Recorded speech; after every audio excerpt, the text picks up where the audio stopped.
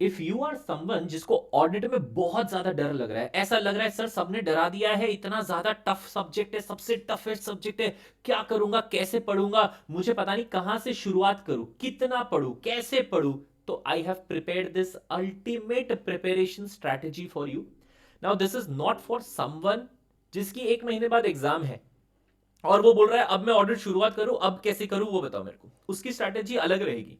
ये एकदम beginner level की स्ट्रैटेजी हुई, मतलब जिसने शायद अभी इंटरमीडिएट की पढ़ाई शुरू करी है, या शायद जो अभी ऑडिट के लेक्चर्स देख रहा है, या फिर जिसके अभी अभी ऑडिट के लेक्चर्स खत्म हुए हैं, वहां तक के लिए फिर भी ये स्ट्रैटेजी काम की आएगी। पर फिर भी एंड तक पूरा देख लो, क्या पता तुम कौन से स्टेज पे पहुंचे हो ना।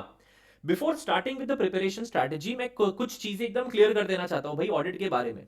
सबसे पहली चीज, नॉर्मली लोगों को ऐसा लगता है कि सर ऑडिट क्योंकि एक पूरी तरह से थियोरेटिकल सब्जेक्ट है और हमने ये सुना हुआ है कि आईसीआई को वही सेम वर्ड सेम पॉइंट्स चाहिए, इसलिए हमें ऑडिट को सिर्फ मेमोराइज करना पड़ेगा। तुम पार्शियली करेक्ट हो, तुम पार्शियली करेक्ट हो। आईसीआई को वही सेम वर्ड्स चाहिए, करेक्ट, करेक्ट। बट इसका मतलब ये नहीं कि तुम ऑडिट को सिर्फ मेमोराइज करो, बिकॉज ऑनेस्टली स्पीकिंग आजकल जो आईसीआई क्वेश्चंस पूछ रही है वो ज्यादातर एप्लीकेशन बेस्ड क्वेश्चंस है। वो सिर्फ ये नहीं कि आपने बुक पढ़ा, बुक में से जो टॉपिक रहेगा टॉपिक का डायरेक्ट क्वेश्चन पूछा और आपने क्या कर दिया, उसको लिख दिया, नहीं। एप्लीकेशन बेस्ड ज्यादा क्वेश्चन है, that is why it is absolutely necessary कि आप ऑडिट को थोड़ा अंडरस्टैंड करो, समझो, कंसेप्ट को समझो, फ्लो को समझो। देखो ऑडिट में ना हर प्रोसीजर जो है ना वो आपस में इंटरकनेक्टेड है।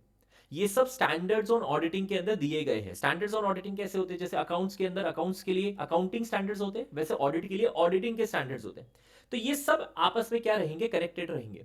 You just need to understand the concept, the terminologies, the flow of the procedure, कि इस प्रोसीजर के बाद ये आता है, ये क्यों आ रहा है, ऐसा हम क्यों कर रहे हैं। The real preparation starts by asking why. एक बार आपने ये क्यों का सवाल पूछना शुरू कर दिया, समझना शुरू कर दिया ऑडिट को, उसके बाद याद होना ऑटोमेटिकली शुरू हो जाएगा। तो प्लीज ये शॉर्टकट मत अपनाना कि मैं सीधा याद करने बैठ जाऊं, थियरी सब्जेक्ट है, पढ़ो, याद करो, खत्म करो, नहीं। You have to understand it, flow को समझना जरूरी होगा, ठीक है। तो ये पहला वाला पॉइंट मैंने यहां पे समझाया तुम्हें। दूसरा, मैं ये मना नहीं करूंगा कि ऑडिट को याद नहीं करना है तुम्हें, बिल्कुल भी तुम्हें याद करना पड़ेगा। पर वो लेटर ऑन वाली बात है, और वो याद कैसे होगा, अगर तुम ऑडिट को थोड़ा समझोगे तो जाके याद होगा। नहीं तो तुम्हें लगता है कि इतनी बड़ी 700 पेज की मॉड्यूल है, या भले तुम कहीं से भी याद करो वो पूरी तरह से तुम्हें याद हो जाएगा। You are going to make a big mistake, और वही सेम मिस्टेक जो तुम्हारे पूर्वज कर चुके हैं, वही सेम मिस्टेक करोगे तुम अगर सीधा कूद पड़ोगे याद करने में। That is why I would not suggest आप सीधा याद करो, पहले समझो ना। It is definitely one of the toughest subject intermediate level में। ज्यादातर बच्चे ऑडिट के अंदर फेल हो रहे हैं और ये बात सही है, I am not denying that, but please understand the reason behind that. It is a new subject. देखो तुम्हारे लिए फाउंडेशन के अंदर लॉ कैसे बहुत नया सब्जेक्ट हुआ करता था, तो तुम्हें स्टार्टिंग स्टार्टिंग में कैसा बहुत डर लगता था कि यार ये क्या शब्द लिखे हुए, क्या लैंग्वेज लिखा हुआ है, यार ये कहां से आ रहा है, ये किस तरह से लिखा हुआ है, ऐसा क्यों कर रहे हैं ये लोग, आते हैं ना बहुत सारे सवाल, इसकी वजह से डर क्रिएट हो रहा है। सेम ऑडिट के साथ ऐसा हो रहा है। ऑडिट एकदम नया लैंग्वेज है, नया सब्जेक्ट है, कुछ पता नहीं चल रहा है, इसलिए डर क्रिएट हो रहा है। पर डरने की इतनी जरूरत नहीं है। इस चीज को एक्सेप्ट करो कि yes it's a new subject for me, तो मेरे को उसको एक नए सब्जेक्ट की तरह समझना है, एक नई चीज की तरह समझना है और आगे बढ़ना है, सिंपल। पहले से अगर डर के बैठे होंगे तो ऑडिट पढ़ने का कभी मन ही नहीं करेगा, पढ़ने का मन नहीं करेगा तो कभी क्लियर होने नहीं वाला है, और जब तक ऑडिट क्लियर नहीं होगा तब तक इंटरमीडिएट क्लियर नहीं होगा, simple. Third and the most important thing, देखो मार्केट में बहुत सारे रेफरेंस बुक्स अवेलेबल होंगे, बहुत सारे शॉर्ट नोट्स अवेलेबल होंगे, जो ये कह रहे होंगे कि मुझसे पढ़ लो, मैं करवा दूंगा, मैं क्लियर करवा दूंगा, मैं 80% आईसीआई का मॉड्यूल कवर कर लेता हूं, मैं 90% आईसीआई का मॉड्यूल कवर कर लेता हूं। But honestly speaking, even if you are leaving that 10 to 15%, तुम एक बहुत बहुत बहुत ज्यादा बड़े रिस्क पे हो। ये चीज कोई बताता ही नहीं है कि मैं वो 10 से 15% छोड़ दूंगा तो मेरे को ज्यादा रिस्क पे हूं क्या, मैं वो 10-15 don't don't correlate this thing कि मैं अगर वो 10-15% छोड़ू तो मेरा 10-15 मार्क रिस्क पे जाएगा, नहीं। बेटा जी वो 10-15% छोड़ दिया और उसी में से क्वेश्चन आ गए तो बहुत बड़ा रिस्क तुम ले रहे हो, बहुत बड़ा रिस्क ले रहे हो, समझो। और जैसा कि मैंने कहा ऑडिट में हर टॉपिक एक दूसरे के साथ इंटरकनेक्टेड है। So if you are leaving certain topics out, तो आप दूसरे वाले टॉपिक के साथ लॉजिक नहीं बिठा पाओगे। तो प्लीज सबसे बेस्ट चीज क्या रहेगी, आप किसी भी रैंकर से पूछ लो, कोई भी रैंकर का इंटरव्यू उठा के देख लो, उसने अगर ऑडिट के सब्जेक्ट के बारे में कुछ भी कहा हो, उसने डेफिनेटली ये कहा होगा कि I am sticking to the module. Audit में मॉड्यूल ही पढ़ना चाहिए, किसी से भी पूछ लो, ऑडिट में मॉड्यूल, जो आईसीआई का मॉड्यूल है उससे बेटर कुछ भी नहीं। You have to stick to the module. आप कोई भी दूसरा मटेरियल लोगे यानी तुम ऑटोमेटिकली रिस्क ले रहे हो, सिंपल। तो you have to stick to the module. आप किसी भी रैंकर से पूछ लेना, यही सेम चीज रहेगी। और लास्ट चीज, आप मॉड्यूल भी पढ़ लोगे, एक बार, दो बार, तीन बार, कितनी बार भी मॉड्यूल पढ़ लोगे, बट जब तक तुम क्वेश्चन एंड आंसर्स देखोगे नहीं, तब तक तुम्हें नहीं पता चलेगा कि मुझे कौन से क्वेश्चन का क्या आंसर लिखना है। देखो, हजारों टॉपिक्स, सारे 11 चैप्टर्स है ऑडिट के अंदर, 11 चैप्टर्स मिला के there are more than 1000 topics, सब टॉपिक्स सब मिला के 1000 टॉपिक्स से ऊपर है। आज एक पर्टिकुलर टॉपिक से क्वेश्चन आ गया, उसके नीचे मैं एग्जैक्टली क्या आंसर लिखूं, कैसे पता चलेगा तुम्हें? क्योंकि तुम्हारे दिमाग में तो वो सारे हजार के हजार टॉपिक्स इधर उधर घूम रहे होंगे। तो एक क्वेश्चन एंड आंसर्स करोगे तो तुम्हें पता चलेगा ना कि हाँ ये क्वेश्चन है, तो मेरे को यहां पे ये चीज लिखी हुई है, ये चीज पूछा हुआ है, अच्छा तो इस हिसाब से मुझे ये आंसर लिखना है। The technique will be known only if you study question and answers. Best obviously वही रहेगा कि तुम राइटिंग प्रैक्टिस करो यार, जितने क्वेश्चन एंड आंसर की राइटिंग प्रैक्टिस करो। सर हम हर रोज 4-4 क्वेश्चंस लिखे, करो, बहुत अच्छी बात है। बट आई अंडरस्टैंड सर, इतनी कंसिस्टेंसी लाना, इतना टाइम मेरे पास नहीं होता, बट कम से कम कीप दैट इन माइंड कि मेरे को क्वेश्चन एंड आंसर्स करना है। क्वेश्चन एंड आंसर्स को इक्वेशन से मत निकालो यार, वो सबसे ज्यादा इंपॉर्टेंट है। आज मैं तुम्हें बताऊं, तुम अपने पूर्वज से पूछना, the biggest problem that you have in audit is कि सर मेरे को एक बार ऑडिट याद हो जाता है। सच बता रहा हूं, अभी के लिए तुम्हें ऐसा लग रहा है कि सर मेरे को ऑडिट याद नहीं होगा, पर मेरे को ऑडिट याद हो जाता है सर, मेरे को पता चल रहा है। पर क्या है ना सर, मैं जब क्वेश्चन देखता हूं ना, मुझे पता ही नहीं चलता कि इसका मुझे क्या आंसर लिखना है। That will be solved only if you do question and answers compiler. एक अच्छे से कंपाइलर में इन्वेस्ट करो, ठीक है, जिसमें एमटीपीज, आरटीपीज, प्रीवियस ईयर क्वेश्चंस सारे कवर हो जाते हैं, पिछले कम से कम 5-6 अटेम्प्ट के। ज्यादा नहीं बोल रहा, ज्यादा नहीं बोल रहा, 5-6 अटेम्प्ट ही, ज्यादा करोगे तो और घूम जाओगे। तुम बोल रहे हो सर पिछले 10 अटेम्प्ट, अरे पर 10 अटेम्प्ट की जरूरत ही नहीं है यार, उतने में तो कोर्स चेंज हो जाता है, उसकी जरूरत ही नहीं 10 अटेम्प्ट की।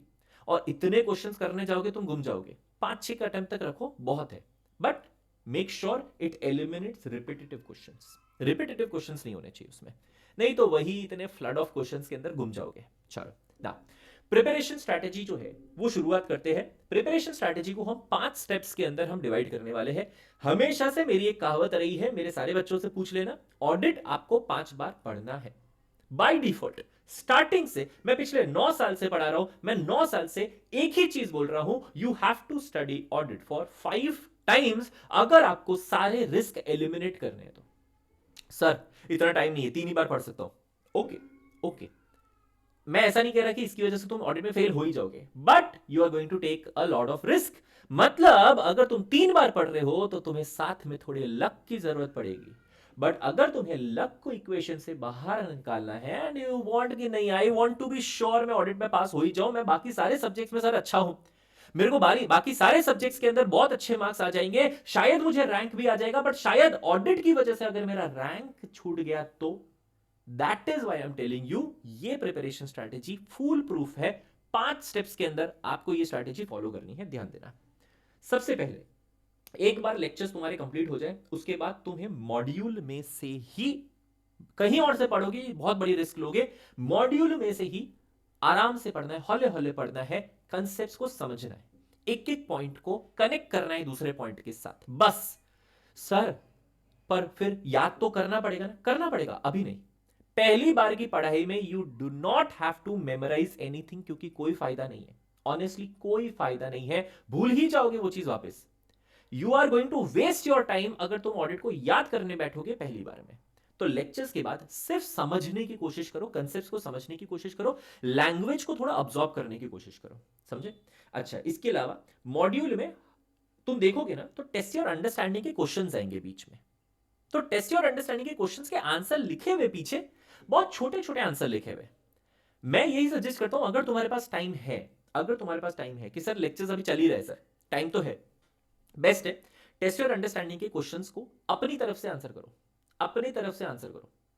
क्वेश्चन लिखा हुआ है, अपने हिसाब से पूरा 4 मार्क का एक पेज का आंसर पूरा लिखो। हाँ, you can take help of the hint which is given in the back, but वो कंप्लीट आंसर नहीं है बेटा, वो हिंट है। तुम्हें पूरा कंटेंट और पूरा आंसर खुद से लिखना चाहिए। राइटिंग प्रैक्टिस करोगे बेस्ट रहेगा। सेकेंड, जितने भी मॉड्यूल में केस स्टडी क्वेश्चंस है और इंडिविजुअल एमसीक्यूज है उतने सॉल्व करो, सिर्फ मॉड्यूल में, इसके अलावा और बहुत सारे हैं, बट अभी के लिए मॉड्यूल के केस स्टडी और इंडिविजुअल एमसीक्यूज को सॉल्व करो। और सारे थियोरेटिकल क्वेश्चंस को रीड करो, उन सबको याद करने की थोड़ी थोड़ी कोशिश करो, उसी में थोड़ा बहुत कंटेंट क्या हो जाएगा, याद हो जाएगा। बट अभी के लिए ज्यादातर फोकस सिर्फ समझने पे रहेगा, अंडरस्टैंडिंग ऑफ द कंसेप्ट पे रहेगा, बस और कुछ नहीं। बस ये पहली बार की पढ़ाई हो गई, खत्म, दैट्स इट। दूसरी बार की पढ़ाई आ जाओ। सर स्टेप 2 में क्या रहेगा? स्टेप 2 में क्या रहेगा, एक बात याद रखो, स्टेप 1 में ये एक्सपेक्ट मत करो कि मैंने एक बार ऑडिट पढ़ लिया उसके बाद सर मैं टेस्ट देने गया, मैं इस इंस्टीट्यूट में हूं, मैं उस इंस्टीट्यूट में हूं, मैंने ये टेस्ट सीरीज एनरोल किया हुआ है, मैंने ना एक बार पढ़ाई करी ऑडिट और मैं ये टेस्ट देने गया, पर सर जब मैं टेस्ट देने गया ना मैं सब कुछ भूल गया। सर पहली बात, डोंट एक्सपेक्ट कि तुम एक बार की पढ़ाई से हर चीज याद रख पाओगे। फाउंडेशन में लॉ एक बार पढ़ा था सब कुछ याद हो गया था क्या? नहीं हुआ था ना। क्यों इतने ऊंचे एक्सपेक्टेशंस तुम रख रहे हो कि एक बार की पढ़ाई करी और मैंने टेस्ट दिया और मेरे को सब कुछ याद आ जाएगा? नहीं, तुम्हारा फर्स्ट टाइम सिर्फ कंसेप्ट्स को समझना, लैंग्वेज को एब्जॉर्ब करने के लिए था, खत्म, दैट्स इट। तो सब चीज याद करना नहीं है। आप ऐसा मान के चलो कि जब मैं सेकेंड टाइम पढ़ने बैठूंगा ना तब मेरे को हर चीज एकदम नई लगने वाली है, क्योंकि मैंने याद तो कुछ किया ही नहीं ना अभी तक, तो समझे? अच्छा, what are the expected hours to complete, मैंने वो भी लिखा हुआ है। करीबन करीबन तुम्हें 80 आवर्स लगेंगे, ज्यादा नहीं लगेंगे, मैंने ये थोड़ा सा मैक्सिमम टाइम की तरफ ही लगाया हुआ है। आप बहुत आराम से भी पढ़ोगे, बहुत आराम से भी पढ़ोगे तो भी 80 आवर्स के अंदर अंदर आपका चैप्टर्स 11 चैप्टर्स जो है वो कंप्लीट हो सकते हैं। थोड़ा ज्यादा भी लग गया कोई चिंता वाली बात नहीं है, अभी आराम से करो, it's a slow subject, please थोड़ा स्लो पेस पे जाओ। बहुत ज्यादा फास्ट जा रहे हो मतलब तुम जितना टाइम लगा रहे हो उतना भी वेस्ट करोगे। अगर बहुत ज्यादा फास्ट जा रहे हो, whatever time you are investing, sir मैंने 60 आवर्स में कंप्लीट कर दिया, तेरा 60 आवर्स वेस्ट है, वेस्ट है, बिकॉज उसका तेरे दिमाग पे कोई असर नहीं पड़ा, तेरे प्रिपरेशन पे कोई इफेक्ट पड़ा ही नहीं है। तू आराम से पढ़। स्टेप नंबर 2, मॉड्यूल से पढ़ो। अगेन अगेन मॉड्यूल से ही पढ़ना है। वापस मैं बताऊंगा कब मॉड्यूल से हटना है। सर बार बार इतना टाइम तक मॉड्यूल थोड़ी पढ़ते रहेंगे, इतना टाइम थोड़ी है मेरे पास। करेक्ट, मैं बताऊंगा क्या करना है। स्टेप नंबर 2, मॉड्यूल से पढ़ना है फिर से, यस, पूरी तरह से। तुम्हें नया नया लगेगा, बट जब तुम चैप्टर पढ़ने जाओगे ना और जब चैप्टर एक एक पेज टर्न करोगे ना, तुम्हें नोटिस होगा कि यार जितना टाइम मुझे पिछली बार लगा था उससे कम टाइम लगा है। मेरे को पिछली बार यार ये पहला वाला चैप्टर कंप्लीट करने में ना 5 घंटे लगे थे, इस बार यार 3 घंटे में हो गया यार, क्या बढ़िया चीज है यार। यही चीज है, तुम्हें नया लगेगा, उससे घबराने की जरूरत नहीं है। बट जैसे जैसे पढ़ोगे ना तुम्हें रियलाइज होगा कि वो जो लैंग्वेज है ना वो धीरे धीरे और ज्यादा फेमिलियर लग रही है मेरे को, समझे? तो टाइम जो है वो थोड़ा कम लगेगा, इतना टाइम नहीं लगेगा जो पहली बार में लगेगा। बस यही अपना मेन ऑब्जेक्टिव यही है। सेकेंड टाइम पढ़ने के टाइम मुझे टाइम कम लगना चाहिए, बस और कुछ नहीं। अच्छा सर इसमें मुझे क्या करना है? मुझे अंडरस्टैंडिंग पे फोकस करना है। You have to focus on understanding the concept again, क्योंकि एक बार में सारे कंसेप्ट अंडरस्टैंडिंग नहीं होंगे। क्यों मैं बताऊं, सारे 11 चैप्टर्स एक आपस में कनेक्टेड है ना, करेक्ट है ना, 11 चैप्टर सारे कनेक्टेड है ना आपस में।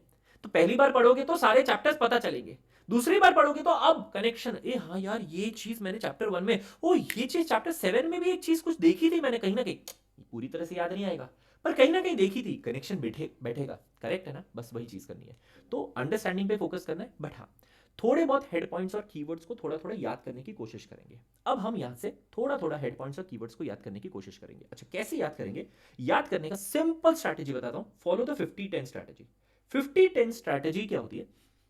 1 घंटा लेके बैठो, 4 पेज 5 पेज जो भी टारगेट है तुम्हारा, 1 घंटा लेके बैठो, 50 मिनट तक पढ़ो, याद करो, हेड पॉइंट्स कीवर्ड्स याद करो, पढ़ो, समझो। 10 मिनट में वही चीज वापस या तो मॉड्यूल्स में से भी याद कर सकते हो या फिर नोट्स में से याद करो, या तो मॉड्यूल में से याद करो या नोट्स में से याद करो, सिंपल। 50-10 की स्ट्रैटेजी फॉलो करो, 50 मिनट रीड करो, 10 मिनट वही सेम टॉपिक्स नोट्स में से वापस मेमोराइज कर लो। 2 बार की पढ़ाई एक ही बार में हो जाएगी, सिंपल एकदम, ठीक है। अच्छा, हर चैप्टर के बाद आपको उस चैप्टर के कंपाइलर का, यानी जो क्वेश्चन एंड आंसर की कंपाइलर है, यहां से शुरू करेंगे। देखो एक बार अपने ने theoretical questions, test your understanding एक बार कर लिया बहुत है, थियोरेटिकल क्वेश्चंस में वापस आऊंगा उस पर अभी एक बार थियोरेटिकल क्वेश्चन कर लिया। अब आप क्वेश्चन एंड आंसर के कंपाइलर में से क्वेश्चन एंड आंसर पढ़ोगे। एक चैप्टर कंप्लीट कर दिया तुमने, पढ़ाई कर ली, अब क्वेश्चन एंड आंसर के कंपाइलर में से क्वेश्चन एंड आंसर्स करो। सिर्फ क्वेश्चंस पे फोकस करो, क्वेश्चंस पे फोकस करो। आंसर तो तुमने अभी पढ़ा ना यार, चैप्टर अभी कंप्लीट किया, उसी में से वही आंसर यहां चिपकाया हुआ है। बस ये कनेक्ट करने की कोशिश करो कि इस क्वेश्चन का ये आंसर होने वाला है। अच्छा, क्वेश्चन एंड आंसर को मेमोराइज करने की जरूरत नहीं है, अभी सिर्फ क्वेश्चन आंसर कनेक्ट करने की जरूरत है। मेमोराइज थोड़ा बहुत हमने शुरू कर दिया था हेड पॉइंट कीवर्ड का, बस उतना ही है। सेकंड टाइम के बाद थोड़ा कॉन्फिडेंस आएगा, पूरी तरह से याद नहीं होने वाला है, अभी भी बहुत लंबा रास्ता बाकी है, ठीक है। एक्सपेक्टेड टाइम टेकन करीबन 60 आवर्स है, 80 आवर्स का 60 आवर्स में कम होने वाला है, ठीक है। तो 60 आवर्स है। यूजुअली ये जो 80 आवर्स का होता है ये कब होता है, जब लेक्चर्स चल रहे होते हैं या अभी बस खत्म होने वाले हैं, उस वक्त मैं सजेस्ट करता हूं कि ये साथ साथ में कवर कर लो। ये जब तुम्हारे सारे लेक्चर्स कंप्लीट हो गए हो, या अगर तुम्हारे पास टाइम है तो लेक्चर्स कंप्लीट होने से पहले थोड़ा बहुत कंप्लीट कर दो तो बेस्ट है, बेस्ट है, ठीक है। क्योंकि अभी भी स्टेप 3, 4 और 5 बाकी है, ठीक है। चलो, स्टेप 3 में अब तुम्हें क्या करना है, अगेन तुम्हें मॉड्यूल से बढ़ना है, बट यहां पे एक कैच है। तुम्हें लगता है सर मेरे पास अब इतना टाइम नहीं है कि मैं मॉड्यूल से फिर से पूरा पढ़ने बैठूं, तो आप नोट्स ले सकते हो, बट बेस्ट स्ट्रैटेजी तो यही रहेगी कि आप मॉड्यूल में से पढ़ो, बट इट इज ओके, थोड़ा कॉम्प्रोमाइज हम यहां पे कर सकते हैं। अगर आपके पास इतना टाइम नहीं है सर, बहुत अब सर एग्जाम नजदीक है एकदम, तो आप नोट्स में से शुरू कर सकते हो। बट अब जब आप पढ़ रहे हो, you are going to focus on learning the head points and the keywords. अब समय आ चुका है कि हम पूरी तरह से मेमोराइज करने जाए। अंडरस्टैंडिंग 2 बार हमने ले ली, कनेक्शन हमने 2 बार बिठा लिया बस से, पर अब समझना, सारे क्वेश्चन एंड आंसर्स कंपाइलर में से वापस एक बार सारे क्वेश्चन एंड आंसर्स रिवाइज करो, पर उसमें से जो ए कैटेगरी के क्वेश्चंस है ना, वो एक बार मार्क कर लो।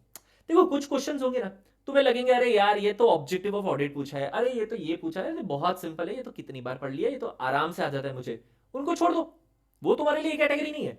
जो तुम्हें लग रहा है कि नहीं यार ये क्या लिखा है भाई साहब, क्या लिखा है, गजब आंसर है, क्या पॉइंट है, ये तो याद ही नहीं आ रहा मुझे, वो एक कैटेगरी है, मार्क करो, आगे बढ़ो, सिंपल।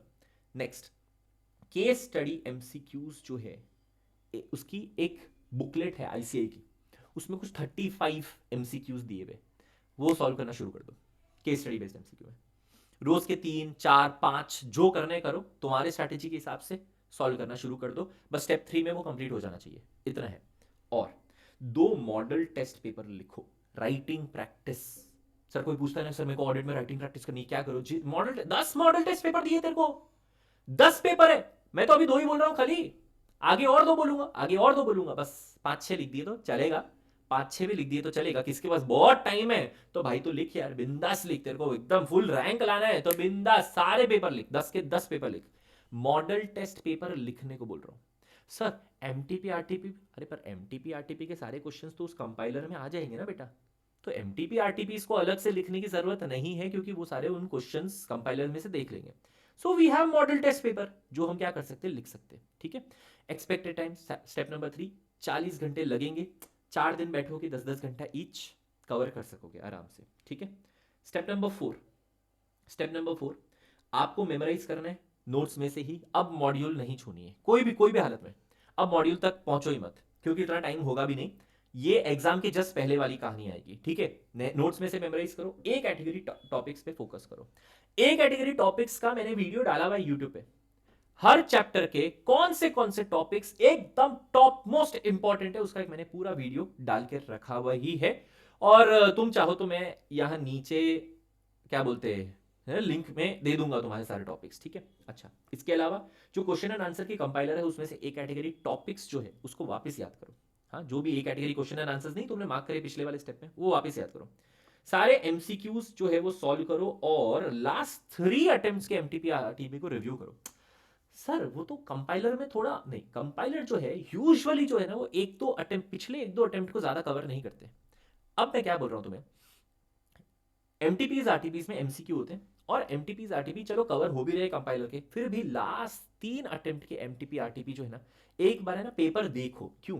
क्योंकि क्वेश्चन एंड आंसर की कंपाइलर में चैप्टर वाइज होता है, एमटीपी आरटीपी के अंदर क्या होंगे पता है, सारा मिक्स्ड एंड मैच होगा। आई वांट कि तुम ये 3 अटेम्प्ट की एमटीपी आरटीपी को सॉल्व करो लिख के, थोड़ा राइटिंग प्रैक्टिस भी हो जाएगा, और सारे question and answer jumbled up होंगे, तो तुम्हें पता नहीं चलेगा ये कौन से चैप्टर का है, वही तो चाहिए मुझे, वहां से प्रिपरेशन शुरू होगी।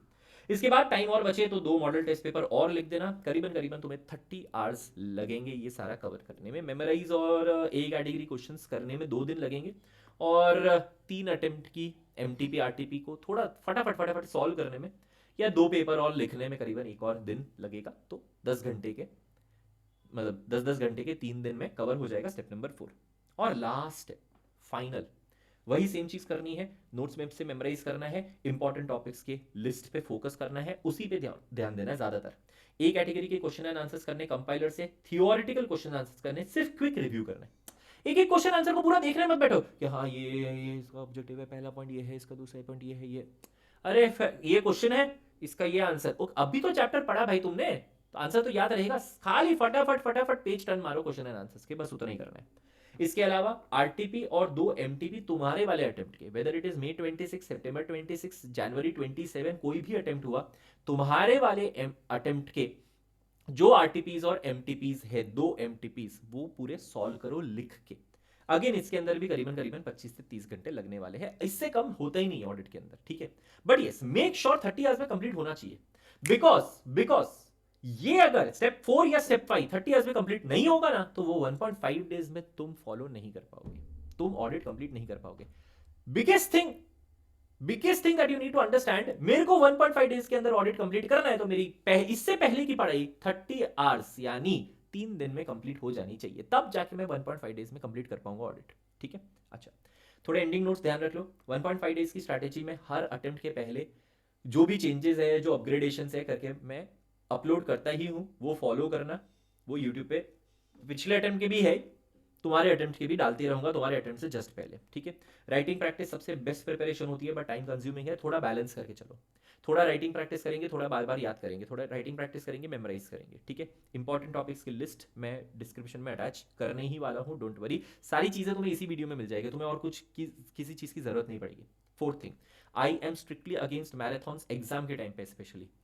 हाँ, पहले आप एग्जाम के 1 महीने पहले, सर मैंने 3 बार ऑडिट पढ़ लिया है, एक बार मैराथन देख लूं क्या? देख, कोई बात नहीं, कोई बात नहीं, देख। पर सर एग्जाम के 1.5 दिन में मैराथन देख लूं क्या? ये गलती करना ही मत। सबसे बड़ी बेवकूफी, बिगेस्ट प्रॉब्लम जो है, सबसे बड़ी बेवकूफी तुम यही करने वाले हो कि तुम ये मैराथन देखोगे एग्जाम के 1 दिन पहले, कभी मत करना, ठीक है। अच्छा, तुम्हारे ना अभी तक जिसका नहीं हुआ है उसके लिए बता रहा हूं, तुम्हारे एक चैप्टर नंबर 5 और 9 आने वाला है। ये नॉन ऐसे वाले चैप्टर्स है, इसमें स्टैंडर्ड और ऑडिटिंग कवर नहीं होते, और ये बहुत लेंथी है, चैप्टर्स बहुत लेंथी है। तो सर मॉड्यूल में से कैसे कवर करेंगे? मॉड्यूल में से पहली बात तो चैप्टर नंबर 5 में मॉड्यूल में से कम सजेस्ट करता हूँ, तुम थोड़ा नोट्स में से देखोगे तो ज़्यादा बेटर रहेगा 5 के लिए तो। बट यस, 5 और 9 इन दोनों चैप्टर के लिए क्वेश्चन एंड आंसर पे ज़्यादा फोकस करो, पूरी तरह से मॉड्यूल में घुस मत जाओ, गुम जाओगे एकदम, ज़्यादातर क्वेश्चन एंड आंसर्स करो, ठीक है। अच्छा, यहाँ पे मैंने ए कैटेगरी, बी कैटेगरी और सी कैटेगरी टॉप चैप्टर्स की पूरी लिस्ट दे के रखी है। ये वाला पूरा पीडीएफ भी मैं डिस्क्रिप्शन के अंदर अटैच करने वाला हूँ। If you like the video, like करो, शेयर करो अपने फ्रेंड्स के साथ, यार दूसरों को भी पता चलने दो कि कैसे हमें प्रिपेयर करना है। देखो, ऑडिट के अंदर द प्रॉब्लम इज नॉट कि सर क्या बोलते मुझसे होगा या नहीं, the problem is are you willing to do it. बहुत सारे लोग they are not willing to do it, मन ही नहीं कर रहा सर। बेटा मन मार के करना ही पड़ेगा, मन मार के पढ़ना ही पड़ेगा। 4 दिन 3 दिन के छोटे छोटे पॉइंट्स, मतलब छोटे छोटे ड्यूरेशन के लिए आपको मन मार के पूरे मोटिवेशन के साथ पढ़ना पड़ेगा। और बहुत सारे लोग ये नहीं कर पाते, पर जो कर पाते हैं ना, वही जीतते हैं ऑडिट के अंदर। Thank you very much. Comment में जरूर बताना, प्लीज प्लीज कमेंट करके बताओ कि कैसी लगी स्ट्रैटेजी। Thank you.